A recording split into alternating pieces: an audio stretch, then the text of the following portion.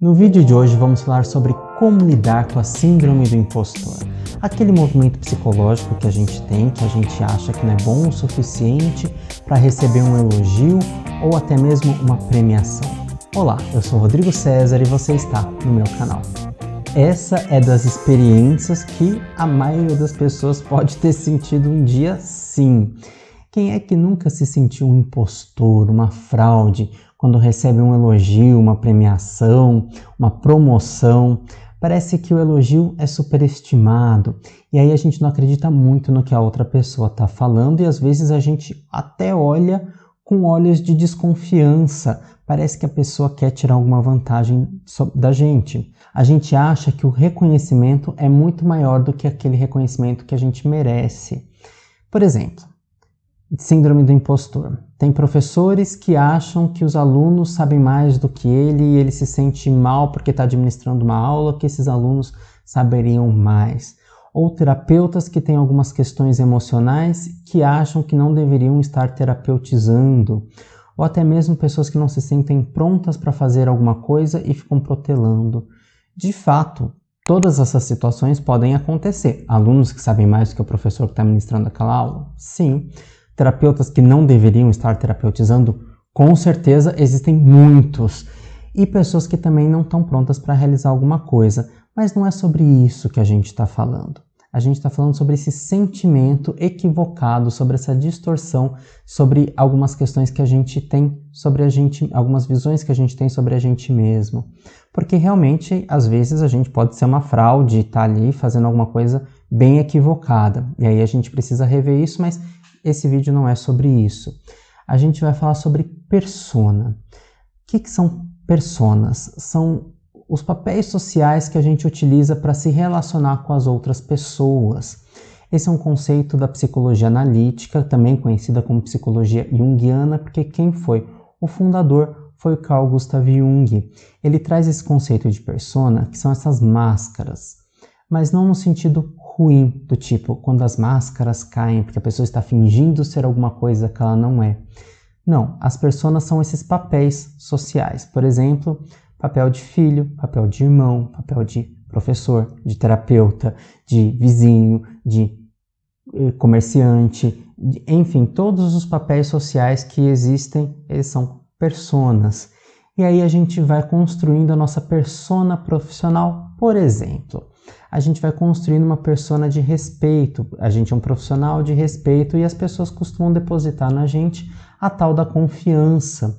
Só que a gente não se sente capacitado o suficiente e a gente sente que as pessoas estão ali super elogiando a gente quando não deveriam. Nisso, a gente precisa observar qual é a persona que a gente está construindo. E também o oposto acontece. Quantas vezes a gente é super capacitado, mas as outras pessoas não veem isso, não enxergam isso. E isso faz parte de como a gente constrói a nossa persona, a nossa identidade. Tá certo que o mundo é cheio das convenções, por exemplo, a questão da roupa. Nossa, aquele profissional é super capacitado porque ele está com uma roupa X e, na verdade, isso não quer dizer muita coisa. Mas quais são os valores e contravalores que a gente tem sobre a gente mesmo? Qual que é essa autoimagem? A persona que a gente constrói está alinhada com a nossa autoimagem? Ou a gente está blefando ou tentando mostrar uma coisa que a gente não é? Ou a gente não está enxergando uma coisa que de fato a gente é? Isso também está ligado com a questão da autoestima, que é o valor que eu tenho sobre mim mesmo. Eu fiz um vídeo sobre autoestima, eu vou deixar o card aqui para você. Muitas vezes a pessoa que está vivenciando a síndrome do impostor, ela acha que foi uma questão de sorte. Ou que as pessoas não tinham ninguém melhor para dar aquele prêmio, deu para ela. É sempre um sentimento de menos-valia. E a gente precisa olhar de onde é que vem isso, por que é que surge isso. Vamos fazer algumas perguntas aqui para ajudar a gente a pensar sobre a questão da síndrome do impostor. Eu estou com um critério muito alto? Esse critério de avaliação, qual que é? É o critério que é super exigente sobre aquela determinada atividade ou função que eu estou exercendo? eu posso estar com uma demanda muito grande, um grau alto de exigência ou de avaliação daquela situação.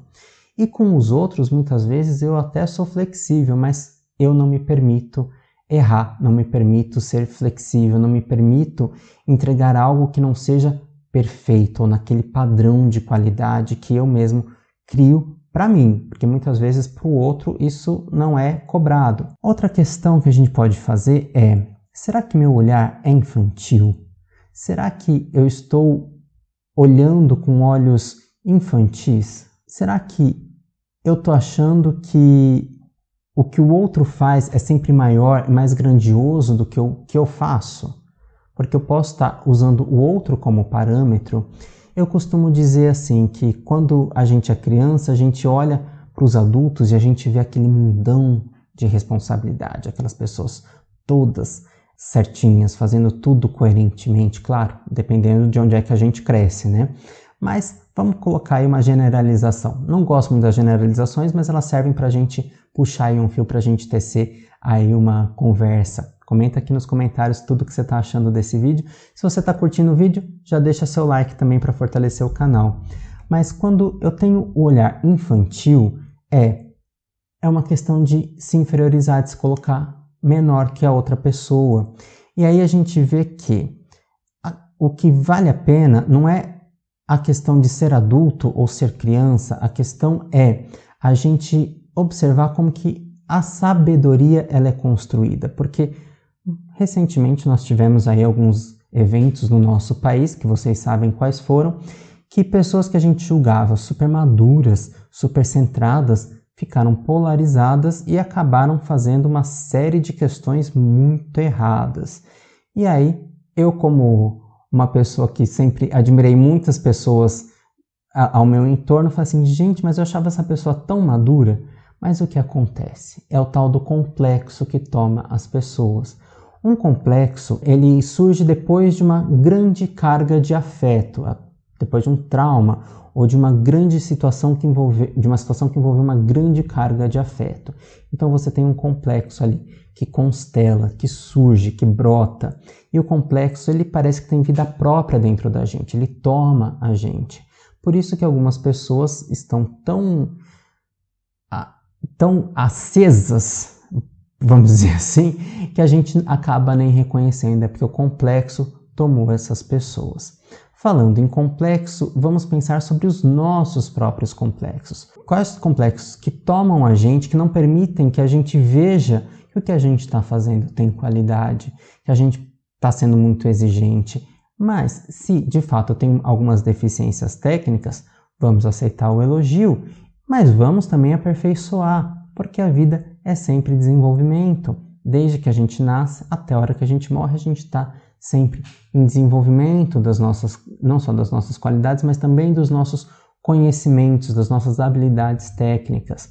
Todo profissional que se forma, ele continua estudando e deve ser assim, porque as coisas não param, as coisas estão sempre em constante evolução e assim também o nosso conhecimento e assim também a nossa própria vida. Sobre complexos, vamos falar sobre o perfeccionismo? Eu sou perfeccionista? Eu enxergo isso? Ou às vezes eu sou até complacente com o meu perfeccionismo e falo, não é bem assim, não sou tão perfeccionista não. Mas quando a gente põe uma lupa ali para enxergar, não é que o perfeccionismo é o que está tomando conta. E aí essa questão do perfeccionismo pode ser, essa questão da síndrome do impostor também pode estar associada ao perfeccionismo numa projeção, que é jogar para o outro aquilo que eu acho que eu tenho que ser, ou que eu sou, e não dou conta que eu sou. Calma, fico confuso aqui. Como é que eu avalio o outro de uma maneira muito crítica? Muitas vezes eu posso ser muito chato ou muito exigente, mais do que o necessário, para avaliar o outro. E aí eu acho que os outros vão me avaliar dessa forma. Eu fico refém dessa própria exigência, ou seja, dessa minha projeção. Eu acho que os outros vão fazer comigo aquilo que eu faço com os outros. Eu acho que os outros vão usar comigo a mesma lente que eu uso para enxergar os outros. E mais uma questão que a gente pode fazer aqui é: a inferioridade que eu sinto, ela é ilusória? Ou seja, eu tenho uma falsa inferioridade? Eu estou escondido atrás de um sentimento de superioridade? Então eu preciso me colocar como menos, né? Mas na verdade eu acabo sendo mais, me colocando como mais. Isso entra uma questão também de agressividade passiva. Como que a gente pode reconhecer as nossas qualidades? O Jung, ele diz pra gente que temos na nossa psique todos os arquétipos, que significa que temos todos os defeitos e todas as qualidades, mas que somente alguns aparecem de acordo com a nossa própria vivência, conforme a gente vai vivendo. Mas se temos todos os defeitos e qualidades, como que a gente pode olhar para as nossas qualidades? Reconhecendo que a gente tem essas qualidades. E muitas vezes a gente só consegue reconhecer porque o outro aponta para a gente. Então vamos aprender a aceitar elogio. Se você gostou do vídeo, eu vou te fazer um convite para se inscrever no canal, porque toda segunda, quinta e sábado, às 11 horas, nós temos vídeos sobre arte, cultura e comportamento. Eu vou deixar o link das minhas redes sociais aqui na descrição do vídeo.